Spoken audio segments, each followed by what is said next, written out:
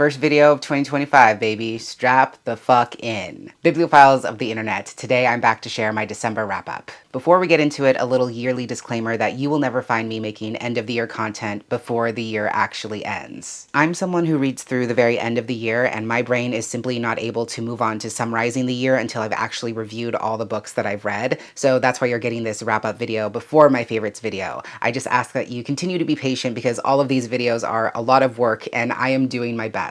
With that said, I somehow read 20, possibly 21 books in December, which makes no sense. That is very much not a normal reading pace for me. I do not know what possessed me this past month, but I'm very glad that it did. Now, I won't be reviewing all of those books in this video. I made 2 other review wrap-ups that I will be redirecting you to for some of these. Actually, starting with the first 3 books I read this month, I kicked off December by reading 3 Sapphic holiday romances released in 2024. Those were Make the Season Bright by Ashley Herring Blake, I'll Be Gone for Christmas by Georgia K. Boone, and Make My Wish Come True by Rachel Lippincott and Allison Derrick. I made a separate video where I reviewed all 3 of those books, which I will link up above and down below in case you would like to hear my thoughts. After that, I had a surprise library hold come through for the audiobook of Code Dependent, Living in the Shadow of AI by Madhumita Murgia, which is read by the author herself. I got this recommendation from one of my favorite book talkers, Emelyn, whose TikTok and Instagram I will have linked down below. It is a nonfiction book written by a tech journalist and AI specialist all about the far-reaching societal and economic implications of growing AI technologies. This book takes a very intersectional perspective of these issues to explore how artificial intelligence is and already has reshaped the way we live our lives around the world, and how AI is already hugely impacting things like our education, employment, finances, criminal justice systems,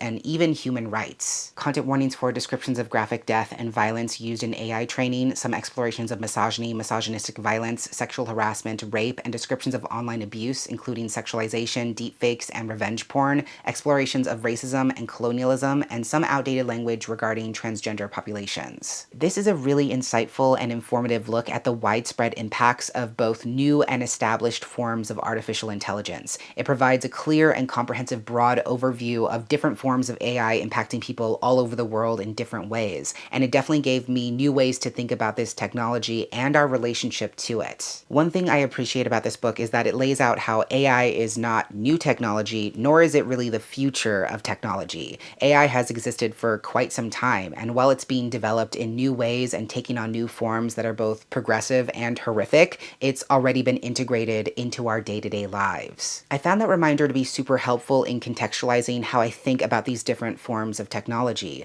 A lot of people think that AI is something new and something that's just now being forced upon us from all directions, but it's important to distinguish that the AI we're most presently concerned with, and that is currently part of the cultural conversation, is specifically generative AI, which is inherently harmful and problematic in so many ways, but it is not the only form of AI technology, and therefore is also not the sole focus of this book. Artificial intelligence, very broadly speaking, is a form of technology intended to mimic human thought, especially in terms of identifying patterns, problem solving, and developing decision-making models. While generative AI is the big bad we're all focusing on and should be concerned with, there are other, less obvious forms of AI that are already integrated into our society, our governments, and our day-to-day interactions and transactions. I deeply appreciate the author's commitment to approaching these conversations with an intersectional lens and centering interview subjects who are not at the forefront of this technology or in charge of how it's being used or developed, but rather the people at the very margins who are often the ones impacted first and most. It talks about people in Africa, the Swana region, India, so on and so forth, who are training this technology for pennies, food delivery drivers whose bosses are a faceless algorithm, people who are arrested or surveilled because of crimes they've not yet committed. It's a mosaic of really fascinating perspectives coming from so many different regions and people that you wouldn't expect to be at the forefront of AI development and training, which I think really helps to get across the book's central thesis, which is that AI is the new face and the rebrand of colonization, and it affects all of us. My one note is that I wish the different sections were a bit longer. The book is informative overall, but it doesn't delve into any one topic too deeply, and it very abruptly moves from one subject to the next. But that's a very minor note. I still definitely recommend this, and I gave it 4.5 stars. On a completely different note, after that I finally picked up the 3rd and final installment in the Belladonna series, that is Wisteria Wisteria by Adeline Grace. I listened to the audiobook, which is read by Kristen Atherton. Like I said, this is the conclusion to the Belladonna trilogy. I won't say too much about the plot of this final book, but generally speaking, this is a gothic, historical, YA romantasy series. The first book follows Signa, a 19-year-old orphan with a tragic past who's burned her way through numerous caretakers, all of whom who have met some kind of untimely death. Her only remaining distant relatives are the Hawthorns, an eccentric family living in a gloomy and desolate manor,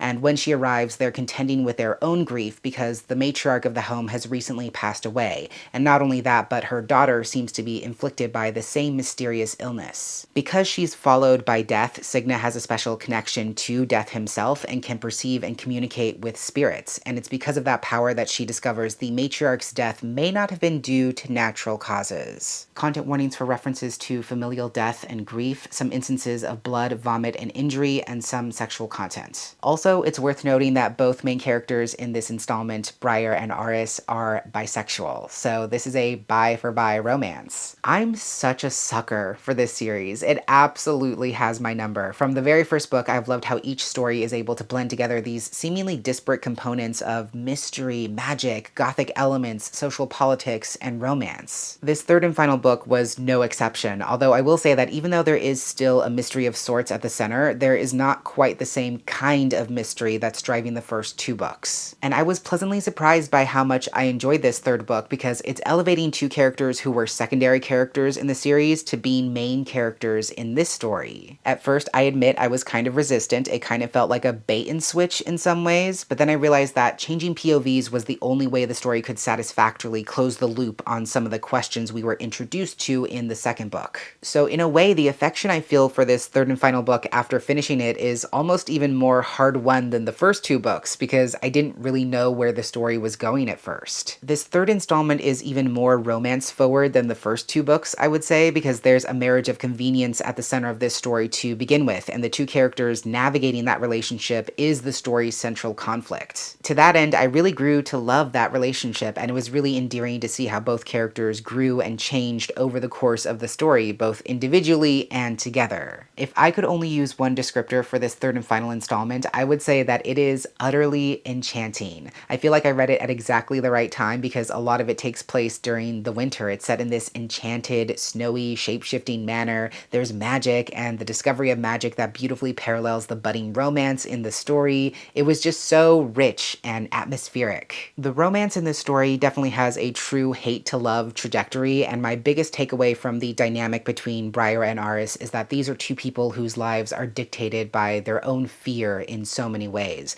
and they've let that fear keep them from being vulnerable or from shining to their fullest. But in this relationship they found themselves in, they're learning what it means to have someone who is strong enough to not look away from the full force of who they are, which is a really beautiful thing. I don't want to say too much more in case there are people who haven't started the series yet or who are just now getting interested, but after finishing the trilogy, I can officially say that it's become one of my favorites, and I would highly recommend it if you're in the market for a sweeping historical romantasy. I cannot wait to read whatever Adeline Grace writes next, but I gave this one 4.5 stars. Then I read my arc of A Cruel Thirst by Angela Montoya. I read from a gifted early copy, but it recently came out from Joy Revolution on December 17th.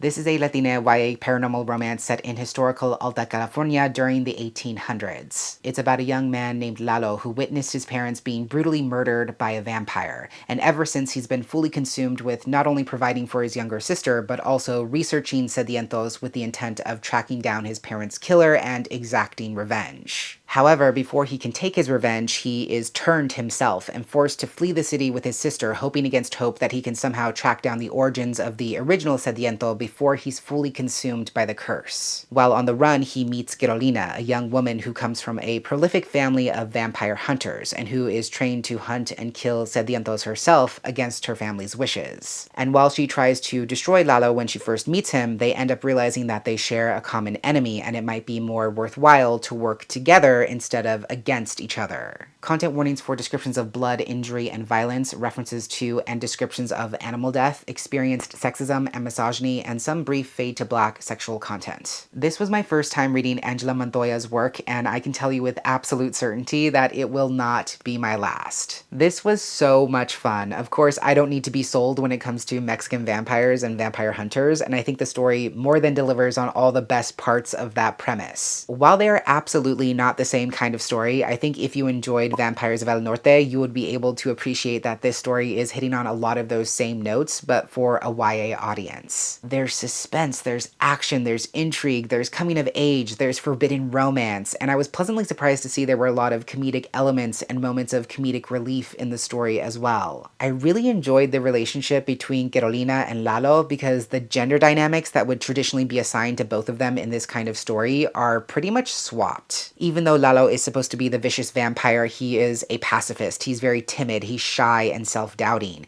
It's Carolina who is confident, aggressive, seductive, powerful, takes no prisoners, even though as a human you would think she has a disadvantage in this dynamic. The fact that they're two opposites on the extreme ends of the spectrum, and the fact that they're forced to work together even though they would seem like natural enemies, is what makes their interactions and their budding attraction so much fun to read. I also appreciate what the story has to say about interrogating the nature of monstrosity, how it's not something that exists in a vacuum, and how it has no loyalty to either good or evil. Monstrosity doesn't take sides. It can surface in any one of any nature. At first glance, it would seem like Lalo and the other sedientos are the true monsters because of their vicious natures, but Carolina also has to confront the fact that her own ancestors, even as righteous vampire hunters, were also monstrous in their own ways, and enacted violence and cruelty when it befitted their agenda, just as her family currently does. I like how that conversation is woven throughout the story, and how Lalo and Carolina are using the power of their unlikely union to finally turn those tables and fight back against their inherited legacies of violence. I can't say it enough, this was a super fun and entertaining paranormal romance with a compelling Mexican twist. Every time I picked it up, I had a great time with it. I will say the ending is a little bit too hand-wavy for my taste, as in things just end up happening for reasons without any real explanation or in-world logic, but overall I still thought this was fantastic and I gave it a solid 4 stars. After that was the winter round of the Queer Lit Read-a-thon, and I somehow read 9 books over the course of that week. Those books were Murder by Memory by Olivia Waite, I Shall Never Fall in Love by Harry Connor, The Safe Keep by Yale Vandervouden, The Build a Boyfriend Project by Mason Deaver, I Think They Love You by Julian Winters, A Guest in the House by E.M. Carroll, But Not Too Bold by Hache Puello, Most Ardently by Gabe Kulnavoa, and Time's Agent by Brenda Peinado. If you want to hear my take on any of those books, check out my recent Queer Lit Read-a-thon wrap-up linked up above and down below for all of my thoughts. After the readathon had concluded, the next book I picked up was, of course, Ring Shout by P. Djeli Clark. I checked out the audiobook from my library, which is read by Channy Waits. This is a historical horror novella set in Georgia during the early 1900s, when a certain clan was rapidly expanding while spreading fear and anti-Black violence. In this story, members of the clans, referred to as Ku Kluxes, are literal demons feeding on the hatred and ignorance of white Americans. But standing in the way of their total domination is Morris and her fellow resistance fighters, who ruthlessly hunt their own hunters with the goal of sending the clan's demons back to hell. Content warnings for descriptions of racist extremism and anti-Black violence, descriptions of dead animals, some use of racial epithets, some mild body horror, and instances of war-related PTSD. He's done it again, folks. I do not know how P. Djeli Clark does what he does, but I am so immensely glad and grateful that he does. In case you didn't know, I said that 2024 was going to be the year of P. Djeli Clark, and getting to read his work has absolutely been one of the highlights of my year. So much so that I'm actually considering making 2025 the year of P. Djeli Clark as well, because there's still some of his backlist titles that I'm really excited to dive into. But putting that aside, this was just incredible. By this point, I obviously trust P. Djeli Clark with my life, but I was really curious about how this novella would play out going into it, because it's the first story I've read from him that's grounded in a relatively recent real-world time period and place. To be even more specific, this is so far his only work that's set in the historical US, so I was really interested to see how the story would feel, what the vibe would be, and honestly, it was just ridiculously badass. This is my favorite kind of horror, the kind that uses violence, rage, discomfort, and unsettling imagery not for shock value, but as a roundabout pathway towards healing and catharsis. This story really unpacks the uselessness of forced civility, this idea that oppressed and marginalized groups should meet their oppressors with passivity, with politeness, with pretty words, with quote-unquote respectability so as to be taken seriously, all the while our communities are literally being targeted, violated, and even exterminated. When marginalized communities, especially Black folks, stand up for themselves and resist their own oppression, it's automatically perceived as a threat, as violence. Even when they're pushing back against outright hatred or their own extermination, their resistance is wrongly branded as its own form of hate. This story is really committed to showing how resistance and righteous anger are not only incredibly sacred and necessary in the pursuit of true liberation,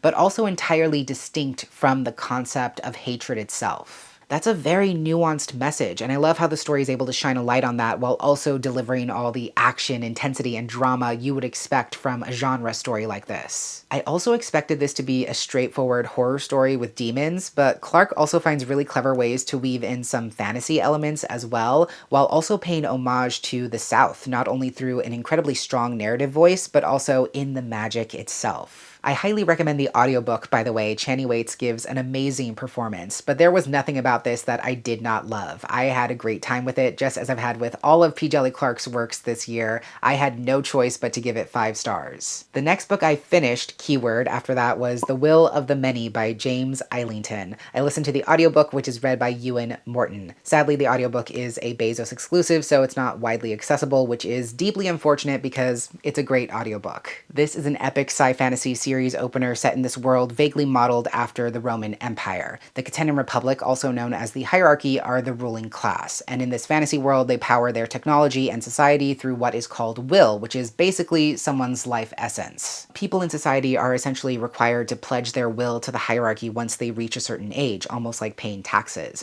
But our main character, Vis, is actually a former prince whose family and kingdom were destroyed by the Hierarchy, and he refuses to cede any of his will to his conquerors. By a stroke of luck, he finds himself accepted into the Hierarchy's most prestigious school where the next leaders of the Hierarchy are trained, and there he's not only hiding his true identity, but he's actually been sent there on someone else's behalf to find answers, to solve a murder, to search for an ancient weapon, and to uncover secrets that might just tear the Republic apart. Content warnings for graphic injury, violence, and death, references to slavery, some references to suicide, and explorations of colonization and colonial violence. Before I even talk about the book, I just want to say that by finishing this, I pulled off a major reading goal that I secretly made for myself. I'll give you a second to guess. But back in June, I made a certain TBR for a certain little readathon called Tome Topple, and even though I knew I wouldn't read all of them during that round, I had 6 books as possible choices. While I did read 2 of those books for the readathon, I still committed to finishing all the books on that TBR in my own time. And by finishing The Will of the Many, I have officially finished all 6 of those books, all 3,359 pages. So I just wanted to take a second to toot my own horn because I am really freaking proud of myself. But getting back to The Will of the Many, the first thing I have to say is that I get it. I understand the hype. I did really enjoy my time with this, and I was thoroughly invested in every single scene from start to finish. Hold that in your mind. Remember that I do really like this book, because I'm going to say something that the dude bros and fangirls are not going to like, which is that A, this is a bit overhyped for what it is, even though it is great, and B, this first book at least is basically a typical YA chosen one at an elite academy story, which is absolutely fine. There is nothing wrong with that, but let's call a spade a spade. To be clear, I am not disputing the fact that this is categorized as an adult fantasy. I think especially with the trajectory the story is setting up, which will undoubtedly extend far beyond the main character's school years, this is absolutely an adult fantasy series. But structurally, this first book is beat for beat a prototypical YA elite school type story, which is to say, It's not groundbreaking by any means. And again, that's totally fine. That's not necessarily a problem because what the story has going on for it is incredibly high stakes, tension, and a really compelling narrative voice. Here's the thing, while there is a great deal of tension in the story and plenty to keep you on the edge of your seat, what the story lacks is suspense. Vis, the main character, so aggressively fits into the chosen one archetype. He's preternaturally smart, he's cunning, he thinks fast. He always somehow knows exactly which cards to play and which ones to keep close to his chest. And because of that, it's never a question of whether or not he'll somehow be able to beat the odds. He will. You know he will. So that kind of suspense is taken out of the equation entirely. But to make up for it, what the story thrives on instead is tension, the twists and turns and surprises that pop up along the way, the things that wrinkle against what Vis is trying to accomplish, the challenges that make his life harder and up the stakes. But again, what this book has going on for it is honestly the cool factor. It's gripping, it's action-packed, it introduces a fascinating magic system that we can expect to learn more about in future installments, it has distinctive characters with interesting relationship dynamics, and it doesn't allow you to look away even for a second, even during the seemingly mundane moments. And what really sets this fantasy apart for me is its thematic messaging and the fact that it's centering a character who is so staunchly anti-empire, anti-imperialist, which you wouldn't expect in a book like this, which, let's just say it, is predominantly marketed to, and I would say written for, an adult, white, cishet, able-bodied male audience. It reminds me of what I told my friends after I went to see Gladiator 2, which I really enjoyed for the record, which is that writing a story where a prototypical white male is actively deconstructing the evils of empire and outright saying that empire is bad actually is kind of the move. And this story also says that full-throatedly, which I really respect. There are like actual pieces of comprehensive anti-imperialist theory strewn throughout the story, and to have those concepts be part of the main character's core values and something that gets reinforced through the character's actions and the overall plot of the story makes those thematic resonances even more powerful and effective. And like I said, I think what this story has going for it is just this incredible sense of magnetism. Every piece is interesting, it's told in a compelling manner, and the ending is the absolute game changer that everyone says it is. Even knowing that the end will somehow take a turn will absolutely not prepare you for what actually happens at the end. It makes me so much more excited to see where the series goes. I do think this book has some pacing issues, especially considering that it is almost 700 pages. I think there's a bit too much setup at the beginning to really justify that amount of space. I think it could have been easily condensed without taking anything away from the story. And also, like I pointed out, it does get a bit redundant knowing that Vis will always magically accomplish whatever it is he sets out to do. But overall, I'm really glad I finally got a chance to read this. I genuinely enjoyed myself every time I picked it up. Very happy to be aboard the train at long last, and in the end, I gave this first book a very strong 4 stars. After that, I finished a rather unique book that I actually started when the month began.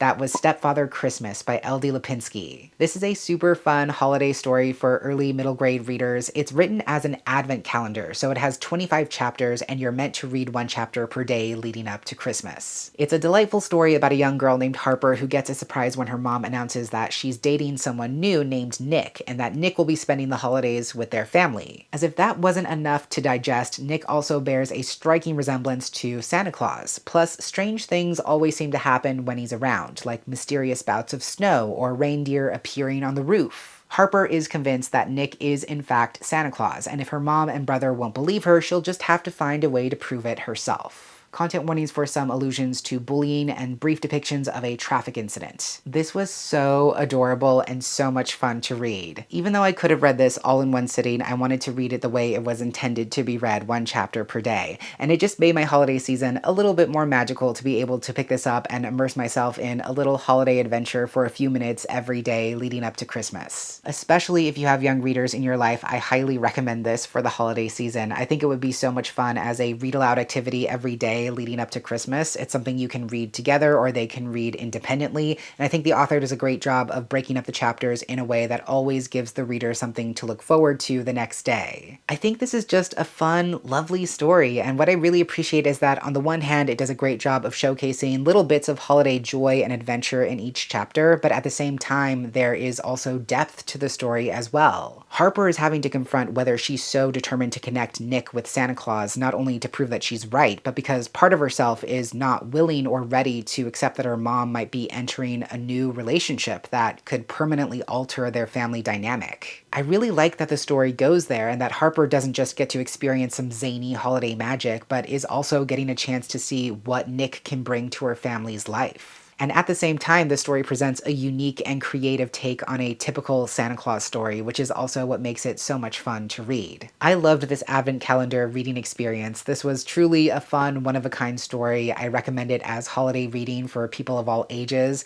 There was nothing about this that I didn't like, so I had to give it 5 stars. Then I picked up my arc of A Traitorous Heart by Erin Cotter. I read from a review copy gifted to me by the author herself, but this recently came out from Simon Teen on January 7th. This is a queer historical adventure set in the Parisian court during the 1500s. It's about a teenager named Jack who is a lady-in-waiting to her best friend and former lover, Princess Margot, but she desperately wants much more for herself in life. She has dreams of joining a secret society of spies known as the Societas Solis, same as her beloved uncle and guardian, Gabriel, who actually is a double agent working for both the society and the royal court. However, France is on the brink of war due to 2 feuding religious factions, and the only thing that might save the country is a marriage alliance between the Catholic Princess Margot and Huguenot Prince Henry. And Jack, who may or may not be attracted to both parties, finds herself tapped by the Societas Solis to play matchmaker from the inside and all but ensure the passage of this marriage. Content warnings for experienced classism and sexism, some descriptions of injury, graphic violence, and death, and some fade to black sexual content. Erin Cotter is making a serious bid to become one of my favorite authors. I think her debut, By Any Other Name, is a grossly, criminally underrated queer historical adventure,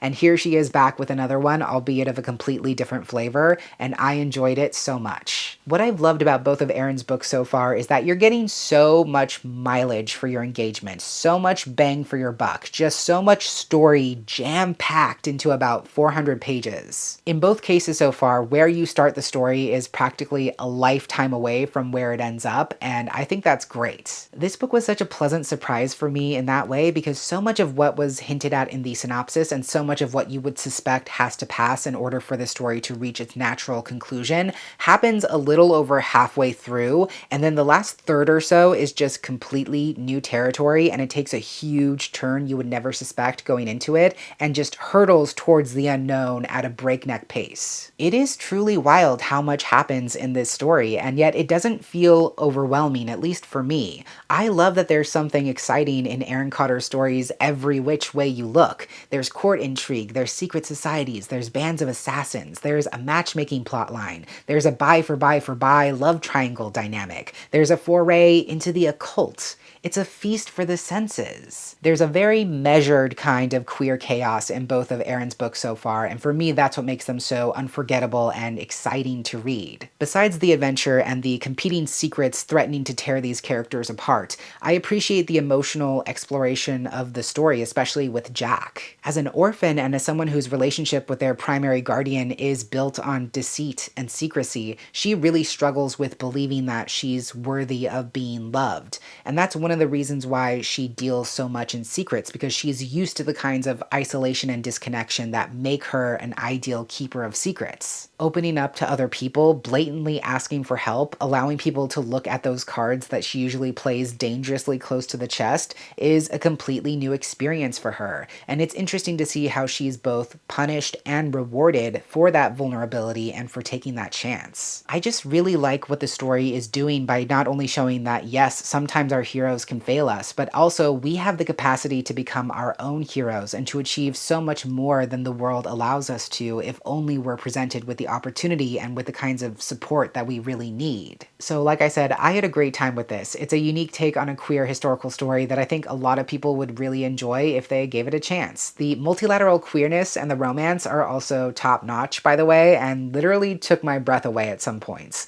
I definitely recommend this alongside Erin's debut novel if you haven't read it yet, but I gave this one 4.5 stars. Once I finished that, I could not let 2024 pass without finally reading Martyr by Kaveh Akbar. PRH Audio kindly gave me access to the audiobook read by Adia Mawayed, and I was also gifted a finished copy by Knopf as well. This has been one of the most highly lauded releases of 2024. It is a piece of literary fiction following a young Iranian-American poet named Sirus who's been grappling with a legacy of grief and loss. As a child, his mother was killed in a plane that was shot down in a military operation miscarried by the US government. His father also recently passed away, and he's been navigating sobriety after years of being an addict. To put it bluntly, he's really struggling with depression and suicide ideation, obsessed with this idea that the only thing he has left to contribute to the world is a meaningful death, which is why a lot of his recent writing has been focused on historical figures who would be considered martyrs. This leads him to an exhibition in a Brooklyn art gallery called Death Speak, where the artist is living out her final days in the museum and welcoming strangers to come sit and talk with her about death.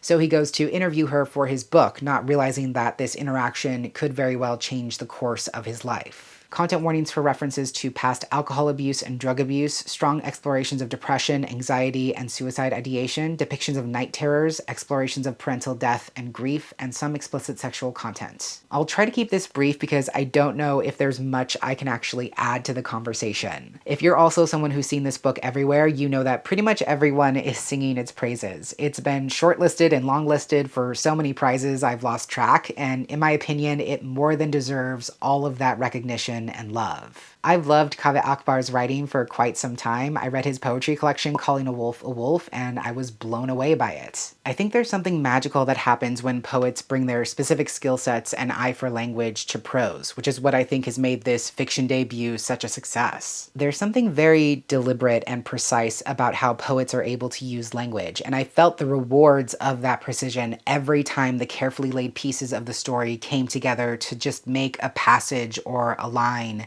sing. This story is as painful as it is beautiful, and it really is just a story about a deeply depressed person struggling to convince themselves to live. Firstly, if you're not in a place to read something like that, please don't, but it's such a thoughtful and quietly profound exploration about struggling to find value and legibility under the shadow of empire. Empire is what makes our worth, our value, our accomplishments, our desires illegible in the first place. It shrinks those things down to the point where it seems like they don't matter in the grand scheme of things, the grand scheme being the expansion and continued violence of empire. So how do we then find the will to reclaim and honor those parts of ourselves? That's what I feel like the story is really asking, and I feel like it's also encouraging us to reframe how we think about our purpose, not only in the context of dying, but more importantly, in the context of living. Dying itself is not only inevitable, but also unremarkable in some ways. Death eventually comes for every single one of us. For the most part, we don't get to choose how or when we die,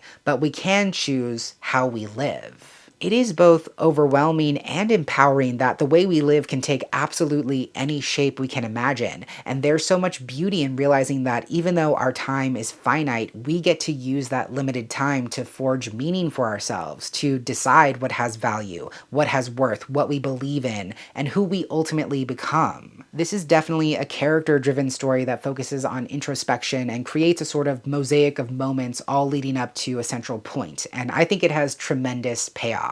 If you enjoy those kinds of stories, I think you'll also enjoy this. This is one of those 5-star books that doesn't get 5 stars because I think it's a flawless or faultless story, but because it's a story that offers so much more than it demands from its reader in return. So yes, in the end, I gave this 5 stars. Now I am filming this a little bit early, so I may very well finish something else before the year ends, and if I do, so be it. But that is a wrap on a fantastic final reading month of 2024. If you've read any of these books yourself, or if you plan to, I would love to hear your thoughts down below in the comments. Happy New Year! Thank you so much for watching. I hope you enjoyed, and until next time, educate yourself, be kind to yourself, take care of yourself and others, and I will catch you on the flip side of the page.